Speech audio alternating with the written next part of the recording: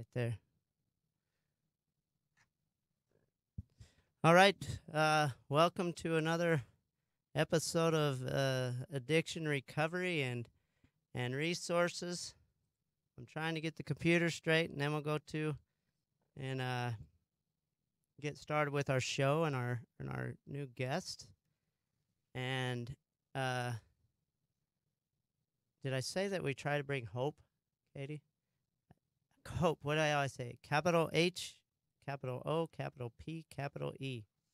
We're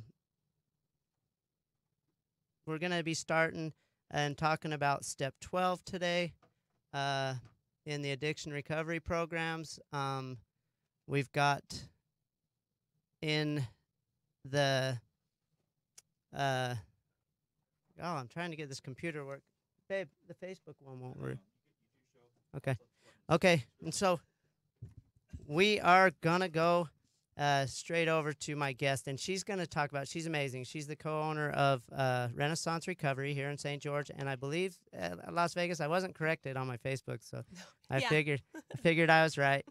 And so Katie's an expert in the fact that her husband was an alcoholic, and he is her partner in business and in marriage now, of course. But she had to learn how to do boundaries and how to set parameters of to be very careful of not enabling her loved one. And so she's going to help us and talk, because I always get asked, and I think every addict that's made it in recovery gets asked, how do I help my loved one? What do I do? And sometimes they don't like the answer, but Katie's going to give us direction and how to overcome and how to direction and where we go. And so I'm going to turn the time over to Katie Decker, and she's going to rock with this. We're going to let her roll, and I'll butt in if I need to, but I'm sure she's going to do a fine job. Thanks, Heston. Welcome. Yeah, and also in response to that, the number one question that loved ones asked about their addict is, how can I help my loved one? Yeah. So everyone's trying to help each other, but the only thing we can do is help ourselves. So in working with the family members of the addicts, the two biggest topics that I always get asked about are enabling caretaking and boundaries. Yeah. So how do I stop enabling my loved one, and how can I set boundaries with them? So. And what are boundaries, huh? You got to learn. Yeah, right?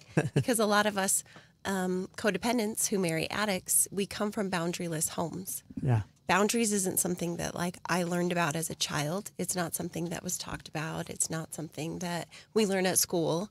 Yeah. It's usually later in adulthood. Boundaries isn't something start figuring life out or have a loved one that's struggling with addiction that the word boundaries gets used. Sure. So I had to take a hard look at what boundaries I wanted to set and learn what they were and put it into practice in my life. So, yeah. So enabling and caretaking, these are hard because a lot of times loved ones of addicts start out helping their loved ones. They're doing things that they think are beneficial for them or in their best interest. And at some point along the way, it crosses the line and becomes caretaking and enabling. And then you got two sick people. Yeah. And that's the cycle, right? Yeah. That's the codependent addict cycle that has to be broken. Yeah.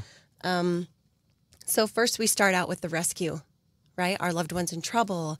They call us from jail. They want to get bailed out. Yeah. They can't buy groceries. They can't make their car payment. Whatever. The list goes on. And we feel this compelling desire or responsibility or need to control or, be a saint and jump in and help them. Yeah, I think when we do it, we have the belief of, I'm just going to help this one time. Mm-hmm. And it ends up being hundreds of times. Yeah. And that inability to set boundaries. I mean, these two things go so hand in hand. Sure. So we jump in, we rescue them, and then we feel resentful and angry. Right. Why did I do that again? I shouldn't be bailing them out. They need to be responsible. All those things that we knew, but we still rescued.